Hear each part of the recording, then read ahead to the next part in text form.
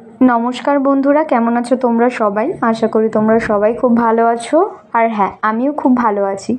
আজ আজকে বাড়িতে কি রান্না করলাম সেটাই ভাবলাম একবার তোমাদেরকেও দেখিয়ে দিই। যদিও আমি সেরকমভাবে রান্না করতে পারি না, তবুও চেষ্টা করলাম। তো আজকে রান্না করছি দই কাতলা। জানি না কেমন হবে রান্নাটা, আমি জানি না, তবে চেষ্টা করলাম। একটা জিনিস, এই রান্নাটা করতে কিন্তু খুব একটা বেশি কিছু লাগে না, মাত্র কয়েকটা জিনিস লাগে। যেমন দই লাগছে, কাজু বাদাম লাগছে, আর এদিকে নর্মাল মশলাগুলো আমরা রোজ ব্যবহার করি, সেই মশলাগুলো থাকলেই বাড়িতে রান্নাটা কমপ্লিট হয়ে যাবে। মানে খুব অল্প উপকরণের মধ্যে একটা দুর্দান্তই স্বাদ রান্নাটা। তো রান্নাটা করতে খুব কমও সময় লাগে এবং খেতেও ভালো লাগে। আশা করি বাড়ির সবার খুব ভালো লাগবে। তোমরাও বাড়িতে চেষ্টা করে দেখবে, তোমাদেরও হয়তো ভালো লাগবে।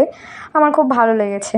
তো যদি তোমরা কেউ এই ভিডিওটা থেকে বাড়িতে রান্নাটা ট্রাই করে থাকো, তাহলে কিন্তু অবশ্যই আমাকে কমেন্টে জানাতে ভুলো না কিন্তু। হ্যাঁ, আমি কিন্তু অপেক্ষায় থাকবো যে কজন রান্না করলে বাড়িতে এবং কেমন লাগলো তোমাদের খেতে। এদিকে আমি কাতলা মাছের ছিল, ভালো করে ধুয়ে ওগুলোর মধ্যে নুন, হলুদ, হালকা একটু কাশ্মীরি লঙ্কার গুঁড়ো এবং একটু কাঁচা সর্ষের তেল দিয়ে ওটাকে ভালো করে ম্যারিনেট করে আমি কিছুক্ষণের জন্য রেখে দিয়েছিলাম।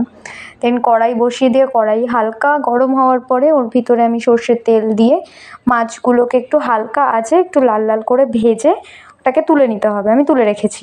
তো সেই তেলের মধ্যে গোটা গরম মশলা দিয়ে এখানে মশলাগুলো রেডি করে রেখেছিলাম, পেঁয়াজ কেটে পেঁয়াজের পেস্ট করে রেখেছিলাম, সেই পেঁয়াজের পেস্টটা দিয়ে দেব।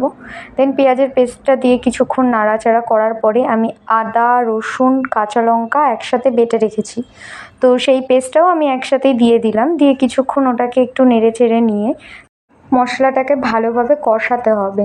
তো রান্নার মধ্যে মশলা যত ভালোভাবে কষাবেন, যে কোনো রান্না হোক, তত কিন্তু রান্নার স্বাদটা আরও বেশি ভালো হয়। এটা আমি আমার মায়ের থেকে শুনেছি।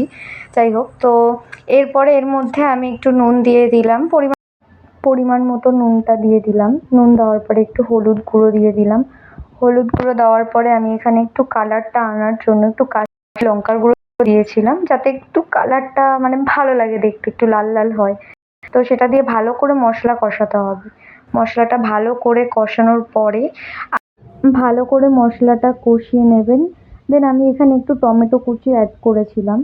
তো টমেটো কুচিটা দেওয়ার পরে একটুখানি হালকা নেড়ে চেড়ে নিয়ে, তো আমি একটা পেস্ট করে রেখেছিলাম, দই আর বাদামটা আমি একসাথে দিয়ে একটা পেস্ট করে রেখেছি। এই পেস্টটা এবার আমি দিয়ে দেবো এখানে। তো পেস্টটা অ্যাড করার পর একটা জিনিস দেখলাম, কালারটা কি দারুণভাবে চেঞ্জ হলো। আমার তো খুব ভালো লেগেছে বিষয়টা, দারুণভাবে কালারটা চেঞ্জ হয়েছে।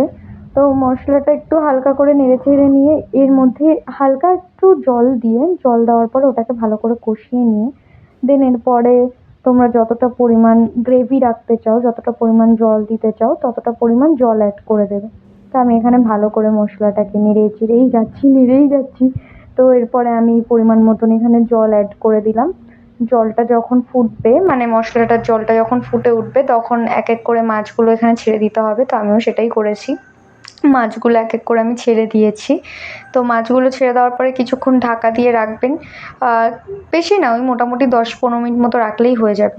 তো 10-15 মিনিট মতো রাখার পর এখানে আমি গরম মশলা দিয়ে ফাইনালি তরকারিটা এবার আমি নামাবো। আমার না খুব খিদে পেয়েছে, এবার তরকারিটা আমি নামিয়ে নেব। গাইস জাস্ট দেখো কালারটা কি দারুণ এসছে। কেমন লাগলো রান্নাটা তোমাদের আমাকে অবশ্যই কমেন্টে জানিও। আর ভিডিওটা কেমন হয়েছে সেটা তো নিশ্চয়ই জানাবে। ভিডিওটা ভালো হলে like, comment, share and subscribe করতে ভুলো না কিন্তু। টাটা।